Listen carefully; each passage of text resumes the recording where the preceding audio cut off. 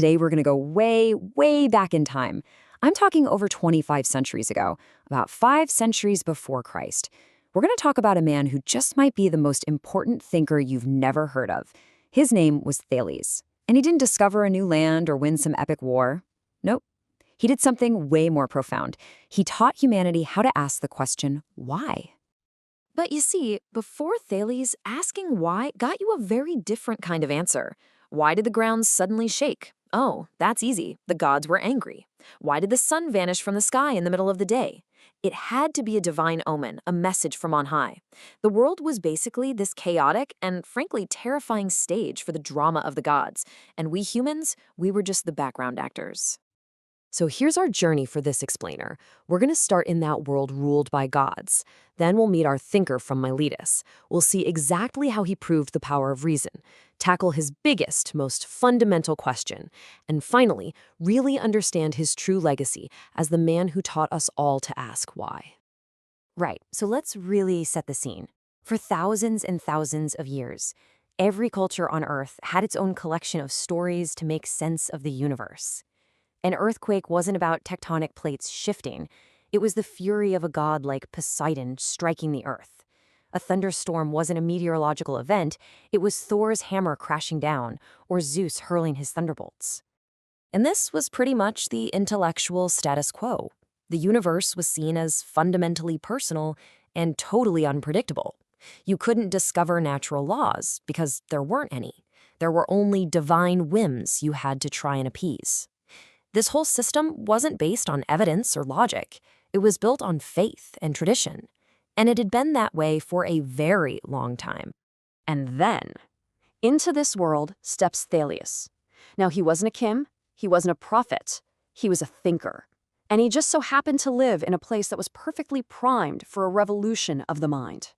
That place was Miletus. Around 600 BCE, it was this thriving, wealthy port city in a region called Ionia, which is right on the coast of what we now call Turkey. Because of its location, it was this incredible melting pot where goods, people, and most importantly, ideas from ancient Egypt and Babylonia all converged.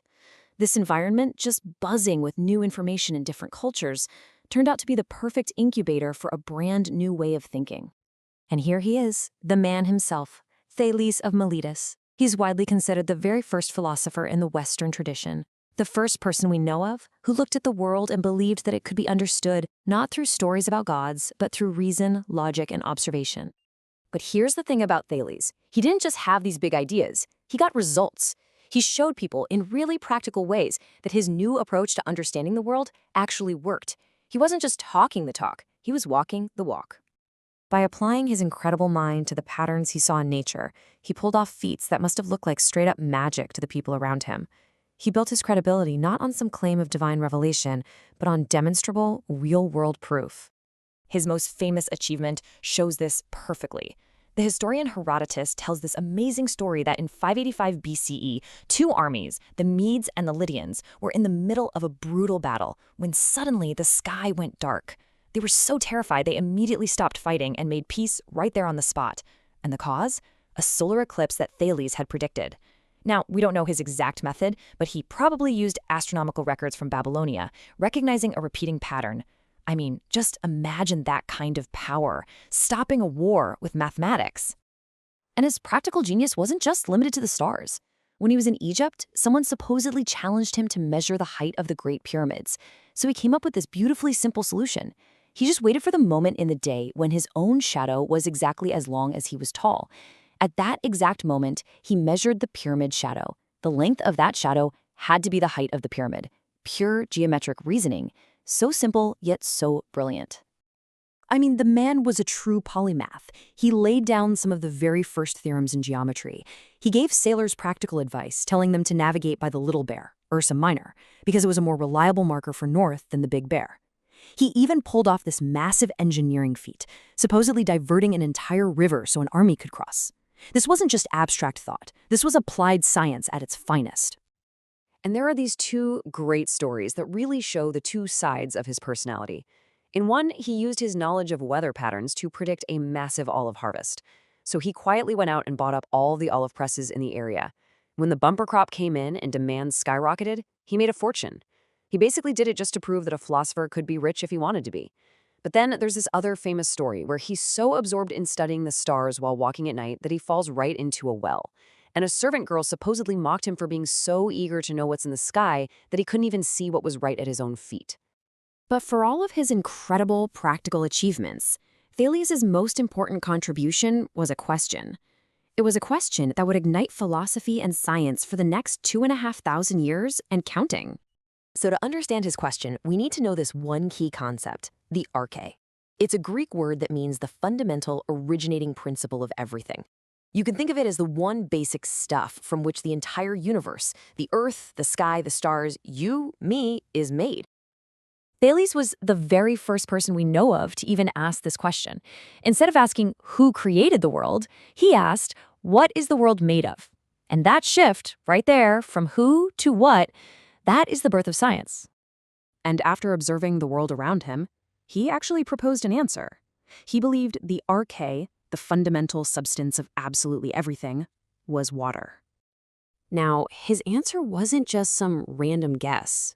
It was based on logic. First, he looked around and observed that all life everywhere depends on water. Second, he saw that water could transform. It could be solid ice, liquid water, and gaseous steam, which suggested it was this uniquely versatile substance. So he concluded that everything must simply be a different form of water. And this theory actually had real explanatory power. For instance, what causes earthquakes? Well, it's not an angry god.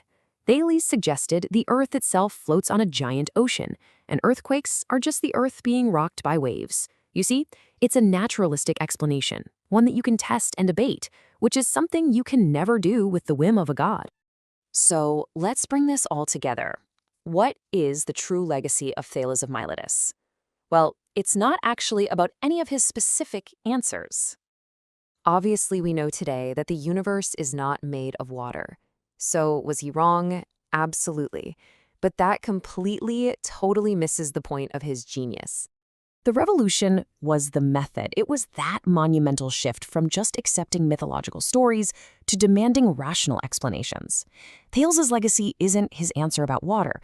It's the beautiful, powerful, and courageous question, why? And the radical belief that the universe isn't some scary mystery to be feared, but a puzzle to be solved. He gave us the starting point for all of science and all of philosophy. If you want to dive deeper into the subjects that matter, and you're looking for compelling videos on history, politics, philosophy, and psychology, you've definitely found your channel. Go ahead and subscribe to Dialectic Lens, and let's start thinking differently together.